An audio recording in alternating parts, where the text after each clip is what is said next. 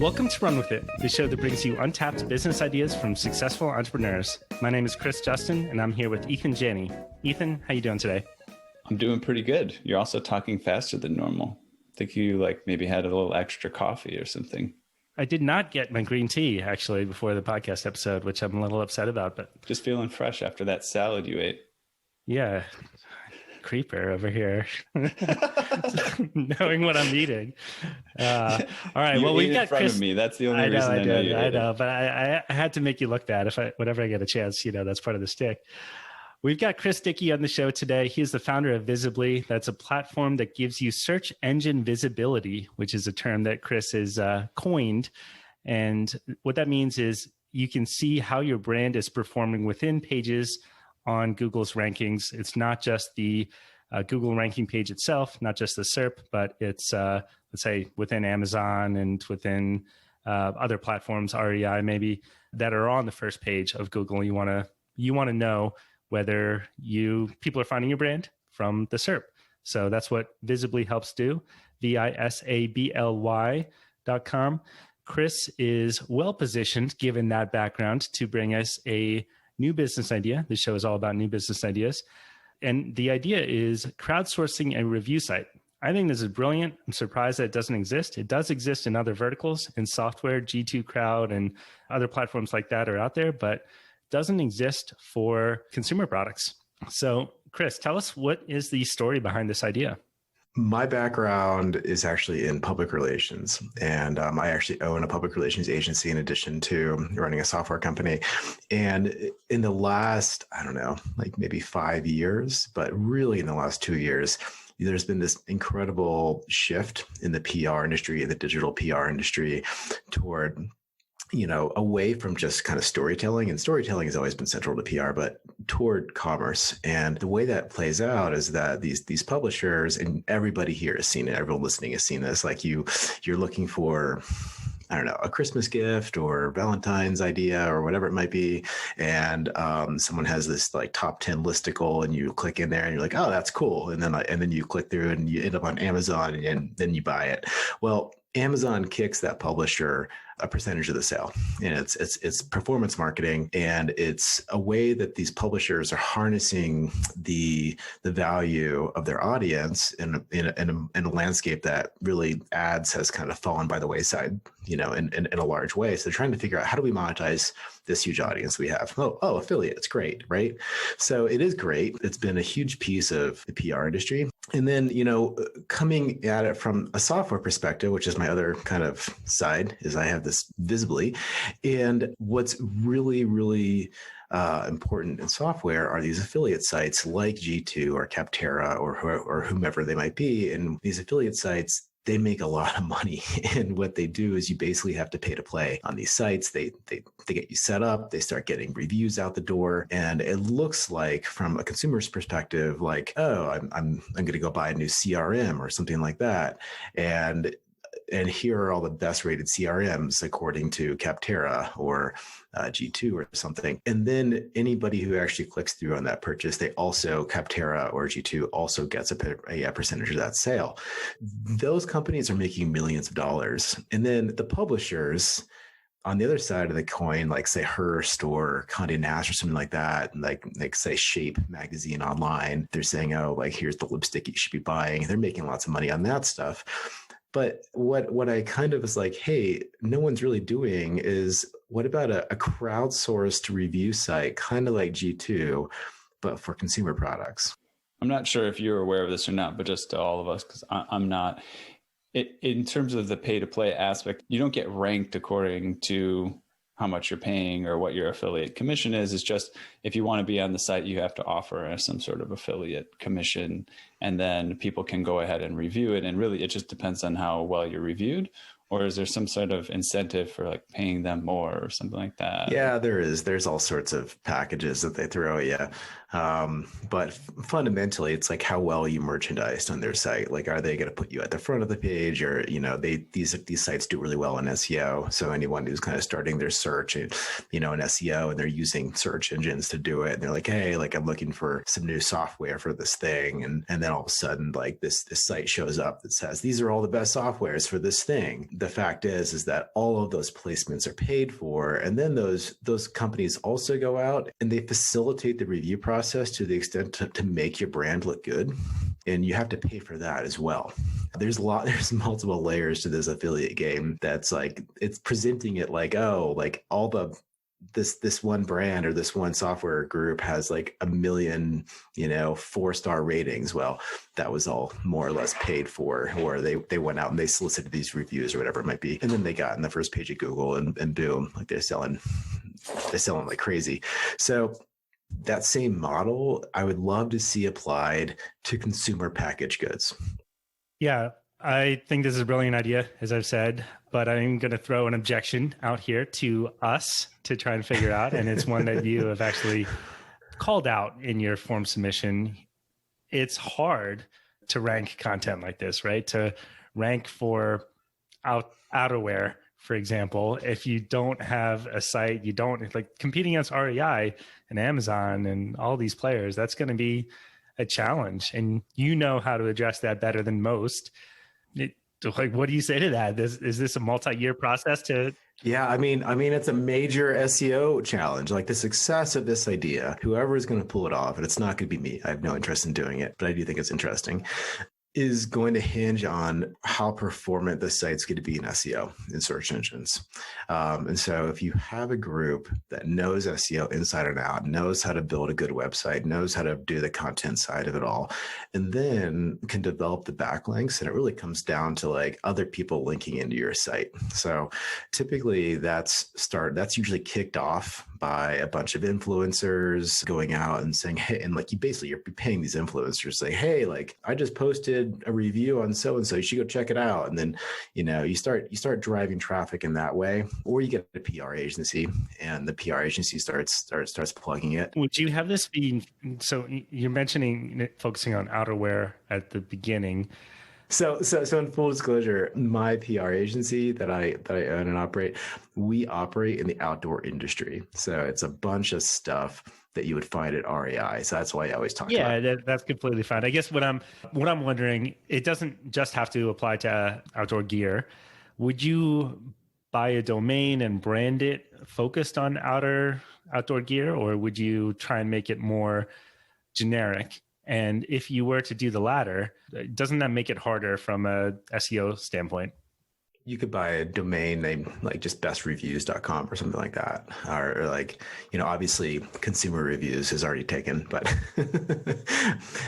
or like consumer reports, I guess is what it is. But the idea here is more what's in the URL parameters. So it's like, best, blenders with glass pitcher, something like that. What Google's looking for is to match up the content in basically like the metadata, like the title tag of the page and the H1 on the page with what somebody's searching for in their website or on their, on the search platform.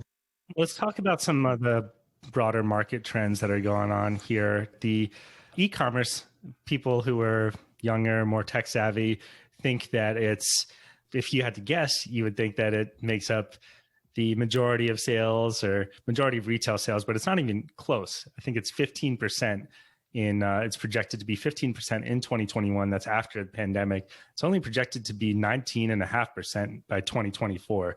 So e-commerce still has a long way to go in terms of growth. And of course, that doesn't even account for the fact that the economy itself is growing. So this is still nascent days in e-commerce, relatively speaking. I'm curious about those stats because I feel like is that all retail sales or is that consumer packaged goods? Is that clothing? Do you have any ideas? Is that broken down in any way? Because in my experience, obviously people are going to buy groceries at grocery stores. They're not really buying that stuff online. Same thing with gas. If you're looking at all purchases, I mean, it's probably always going to be kind of small, but there's a lot of stuff, particularly I would say clothing and durable goods, that is being probably a much larger share is being driven through e-commerce. I mean, I can't even remember the last time I went to a department store to buy a pair of pants. Total retail figures exclude sales of items not normally purchased online, such as spending at restaurants, bars, automobile dealers, gas stations, and fuel dealers. So yes, it is excluding that. Okay. All right. You got me. Googling, man. It works. All right. So given that, it's still huge. I mean, no one's arguing that, but given that it's, I think it is important to see that, yeah, it's a small percentage still, but it's growing. So let's talk about how big this can get. I know you have firsthand experience, Chris, with some of these affiliate programs. How much do you think a site like this could make within a few years? I know that the affiliate, just in terms of the commissions that are paid out to US affiliates, publishers based on like customers that they drove to Amazon or wherever, is in the neighborhood of like 5 to 6 billion last year. And that was just the commissions that were paid out. And so I think if you add on top of that, companies who are paying heavily for preferred positions within the affiliate site and are paying heavily for you to round up consumer reviews on their behalf, you could do much better. I wonder if it's worth chatting about Amazon in this context, right? I mean, Amazon is dealing with these type of goods, but maybe not always from the manufacturers that we're talking about. Reviews are a huge part of Amazon. Two questions that I'm considering. One, how do we use what's going on Amazon as an inspiration for what goes on in this type of project? And two, if this project starts to go well, does Amazon copy it? Because they just kind of already have a system of getting people to review stuff. And well, I don't think Amazon can copy it. I think it's more likely that Shopify can copy it. Amazon wants people to stay on their platform. They have a well-created review ecosystem. And it's obvious that something like this will happen. I think Shopify is the most likely threat that occurs, though. Interesting stat, around 25 to 30% of all consumer-oriented searches will start on Amazon's platform. That's a massive market share. But for the most part, the rest of that starts on Google. It's surprising to me, as you're saying that, is people don't view that as an ad, or they don't view it as they're being marketed to when they go through an affiliate channel. It's kind of an aside, but sophisticated buyers, typically, they're blind to SERP ads often. A lot of people have ad blockers, but when they go, like, yeah, kayakguru.com or something like that, and then they check out the top ranked kayak on there, they treat that with authority and don't associate that with this pay to play aspect of it. That's going right back to Amazon. Coming back to the idea itself here, getting people to create these reviews, right? So what we're trying to do is, rather than having Kayak Guru's editors write their reviews and buy a bunch of kayaks and take the pictures and all that stuff, but having actual consumers do that, very few people will write a review. I looked it up for Yelp. It's 1.87% of Yelp users post reviews. We all love reading reviews. We find them massively important, but we don't like making them. So incentivizing, that seems to be one of the biggest challenges to doing this is incentivizing folks. Ethan, you got an idea for that? Well, I would say I just learned about something that I wasn't aware of. And I think the majority of consumers, they probably know something like this is, if they have an intuition something's going on, but they know this detail. So there's a couple sites that I want you to check out. One is called uberzonclub.com. The other one's rebatekey.com. And so these are specialized sites that are used primarily by people who want to market on Amazon. They want to put up a product on Amazon. And what they do is they'll give a very intense discount on the same products that you would buy on Amazon. And you actually do buy them through Amazon, but after buying them, they ask you for a review. And it's not necessarily a quid pro quo, but it's kind of like, oh, I just got like a set of headphones for $3. Do I want to provide a review or not? Sure. So just so people know, like, this is kind of how a lot of those reviews get up there. There's sort of these incentivized sites. So two things: if you want to get cheaper stuff than you even get on Amazon, go to these sites and, get a pair of headphones or something for a 90% off, whatever. But also, realize that a lot of those reviews that are on the sites, when you're looking for them, are coming from situations like that. So the credibility is lowered a little bit. So the question is, would we want to do something similar, or is that not a kosher part of a business like this? I think we can learn from Amazon again here for incentivizing folks.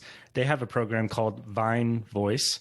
Guessing neither of you are part of it. I'm not part of it, but if you create a lot of high quality reviews, Amazon will send you free products, and people make decent money, presumably, out that. I actually don't know if they just get a ton of free products or if they make money or if they feel good about having that Vine Voice tag associated with their name. But investigating that incentive structure, learning how that works, and seeing how you can port that over into this idea, I think that can jumpstart.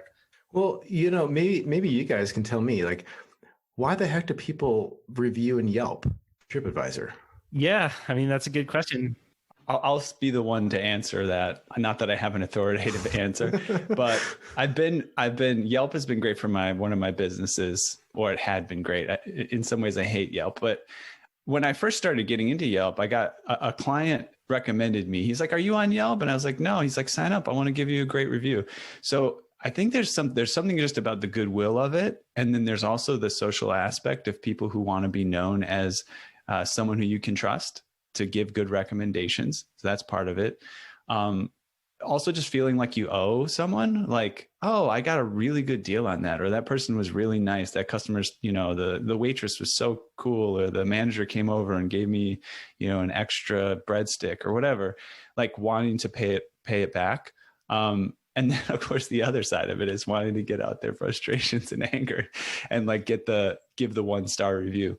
So, I mean, I think that's why people go on the review sites, and Yelp specifically. I think they try to create it more like, it's almost like social.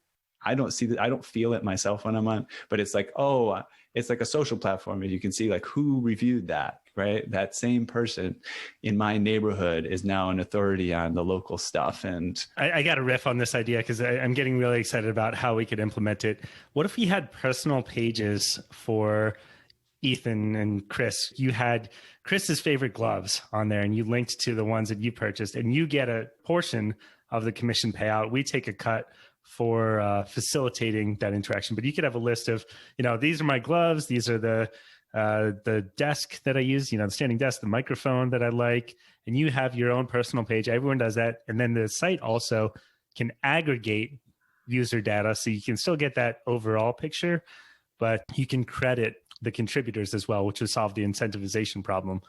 So funny enough, where this idea started was on back of my house on a deck, drunk one night with another buddy of mine. And we were talking about athletes and how athletes are these influencers and they use all this gear, and how can we create a business around this sense of leveraging their circle of influence. And we were like, well, what if we created a platform where they had a page and they just monetized all the stuff that they used, and they created like, oh, this is what Travis Rice's like snowboard or pants or whatever. And then the athletes, of course, would promote the platform as well because they're the influencers and they're driving awareness in general. And then I just kind of thought, well, we're thinking too narrow here. We need to think about blenders, not just snowboard pants. It's funny that you mentioned blenders because last Christmas, my wife's aunt asked her what blender I bought, because I'm known as the guy who does all the research, and whatever one that Chris bought would be, whatever one I bought would be good enough for her.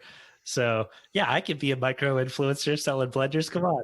Oh, totally. Hell yeah. I think Ethan kind of characterized my feeling on why people would contribute, and that you have to build a site that would encourage a sense of community and allow you to give kudos to brands or products that you just feel like deserve it.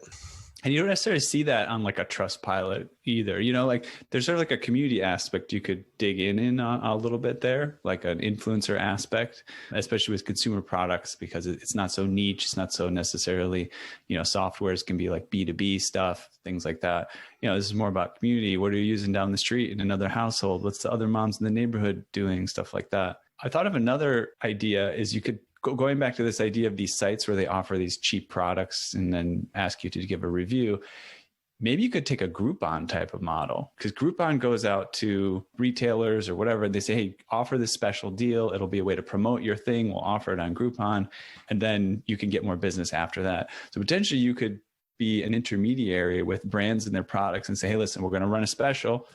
we know exactly how this is going to work. We're to give away a bunch of your product. We're to give it at a deep discount. We know how these things go. You commit to doing this with us, partner with us, and you're going to get a ton of great reviews on our platform, or just, authentic reviews, however you want to put it. But it'll be like a review generating event, and we can sort of manage that partnership for you. So as a PR person, we've worked with these sites. One that comes to mind is one called Kinja Deals. It's part of the Gizmodo group. And what they do is they just have these like specialty deals. They just publish all day long. They have huge audiences. I mean, like one time we like set up like a lighter. It was an electric lighter through there, and we sold 80,000 of them in a month. Or sorry, not in a month, in a week. It was like crazy. And it's like taking that model and it's crowdsourcing the reviews rather than having an editor curate them. And then to your point, Ethan, it would be really interesting to say, okay, like these manufacturers or makers can show up and say, okay, like we're going to work with you guys to do exclusive deals, and you guys push them out to your audience. And just like a Kinja Deals does. And that could also drive a ton of attention, and people love deals. That's what people, most of us are deal hunters. Let's be honest. We've got to talk about another objection here, which is that you are beholden to commission rate changes from these retailers. Famously, Amazon had a huge cut last year. I think it was in April, maybe. I mean, it changes, the commission cut that changes depending on the type of good, but it was a huge cut, up to 80% of the commission payouts, and that can sink a business overnight. How do you think about that risk?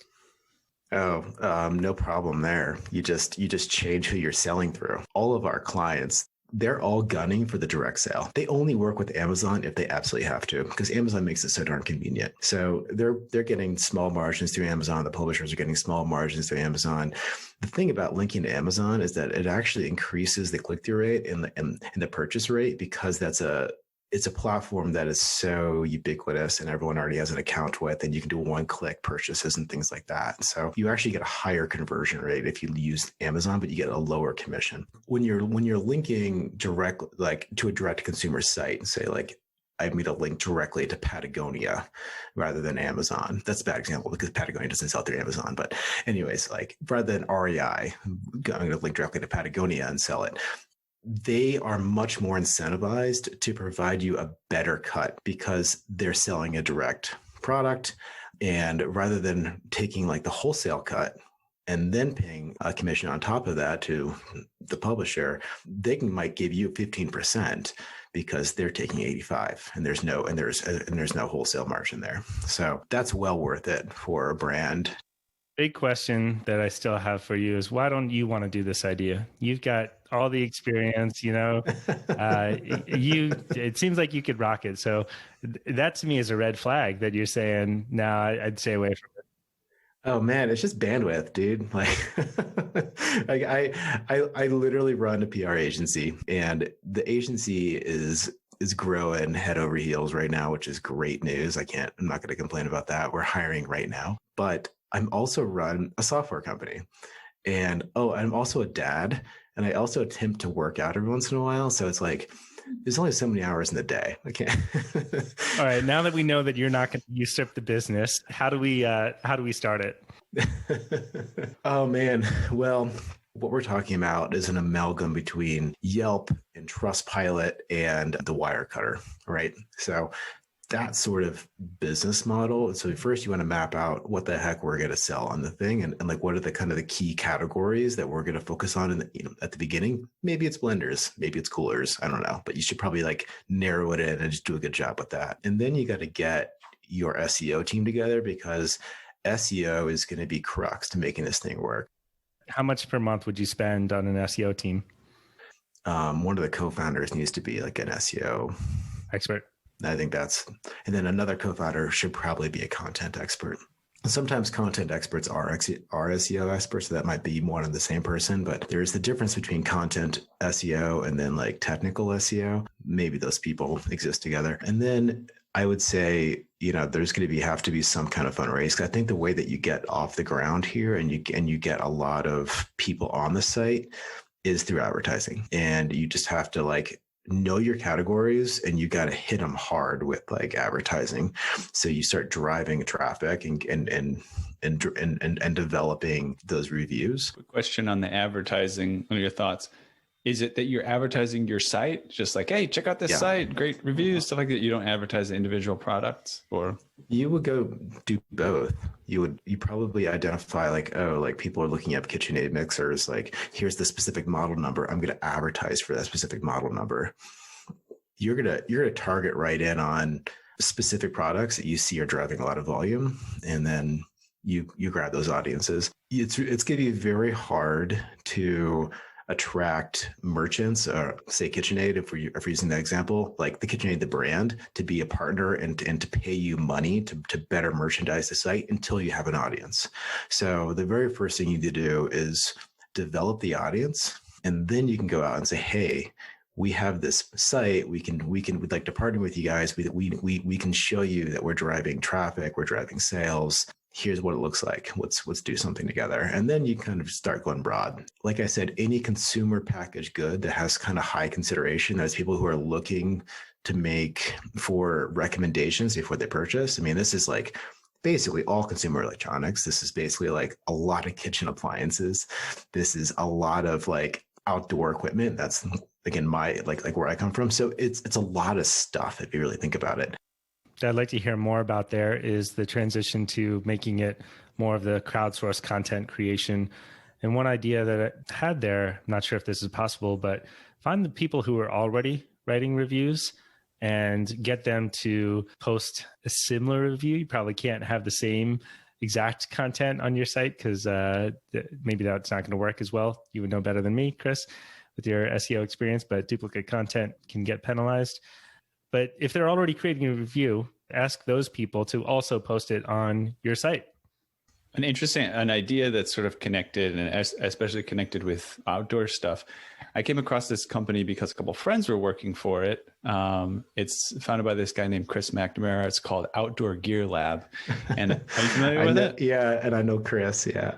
Oh, awesome, cool. Yeah, tell him he should come on the show. I think I sent an email many months ago, but yeah. So the way that they do what they do is they actually have a staff of people that independently review outdoor gear, and they don't actually do affiliate commissions at all. And that's part of their model, that it's just honest based on people's evaluations. How in the heck do they make money? Because I assumed it was affiliate. Yeah, I don't think that that's how they do it. But I'll tell you what I do know about the process is they have people on staff, and which is kind of a fun job. My friend does the job of they'll give you like a bunch of hiking boots. And I'll say, go out and climb a bunch of mountains and take some photos and rate these things on all these criteria and write up a really nice review, say which ones you think are best and stuff like that. Basically, the way I think this can apply to what we're doing is you might even be able to build a model where you compensate reviewers for putting reviews together, and maybe even provide them with templates and strategies for actually developing an even more scientific method of reviewing. So, you can review a bunch of boots, for example. Ethan, do they make money off affiliate commissions? Oh, is that what they do? I'm pretty wrong right now. I'm on Outdoor Gear Lab. I am looking at their links, and they're all set up as affiliate links. Oh, really? Okay. Yeah, but I'll tell you where their independence comes in, because I know these guys very well. We work with them as a PR agency. They don't accept freebies. They do not let PR people like myself give them a free thing to review, which is kind of a pain in my butt, because it's like, how like, you're really going to go out and buy like a full price thing? Like, so that's their stick. I mean, I respect it, but they are absolutely monetizing that stuff 100%. That's an interesting piece of it, is the people that are reviewing don't necessarily get an incentive from the. So this is kind of the advantage of the way that we can build this other business, is that you pay the people to do a review. You don't pay them based on what they review better or worse, right? Or you compensate them with credits on the platform or whatever you do. And you provide them with a template so they can do, well done reviews. And in that case, you kind of have that aspect where they can be disinterested. They're more concerned about their reputation, but you, as the platform owner, you make your money through the affiliate links, and they don't make money through affiliate links, and they don't necessarily or you give them a small percentage of the affiliate performance. Yeah, I think that ties into that. If Ethan had his own page where you've got your boots or your fuzzy microphone cover or whatever your favorite one that you have on there, you got your list. Since you're so vain, Ethan's extras. yeah, you want to drive up like people want to recognize that I'm the best reviewer of microphone covers out here. Come on, come to my page, and you get your cut. Yeah, you could also have a model. I'm just thinking about the and maybe it just doesn't work. It's not how the world works, to have them be sort of disinterested in the amount of commission they get from different items, things like that. There are sites like, what is it? Stack Overflow. I haven't gone too deep into it, but they have like a reputation thing, right? Like you answer a post, you get a little upvote, and you get points, right? And you get up on a ranking system. And I don't know that those points are worth anything monetarily, but I could potentially see a system where you set it up so that you get compensated based on the traffic that comes to your page, or you get compensated based on the number of thumbs ups people give to your particular review or your particular persona, your personality. But yeah, you could do it either way. Yeah, I think the incentives are the key thing to figure out there. I'm going to quote Charlie Munger here. Never, ever think about something else when you should be thinking about the power of incentives. People aren't going to do this out of the goodness of their heart, in my opinion. So we're pretty much at time here. It's been a fun conversation with you, Chris. To the listener who is enamored with this idea, go take some action. You may love exactly everything that we've outlined for you, but you probably don't. So tell us what we got wrong. Email us at update@runwithit.fm. Love to hear from you. Chris, tell us more about Visibly. Tell us about your PR firm as well. Oh, thank you. Well, so I've been running a PR firm for 12 years. We specialize in outdoor equipment and active lifestyle. More recently, I launched a software solution called Visibly. And Visibly basically is the first solution that identifies how brands are reaching customers in search. And we really are trying to unpack that and help brands come up with better strategies to go deeper and be more ubiquitous in search engines. Great. Chris Dickey, thank you very much. Yeah, that was a really fun conversation. Thanks for having me.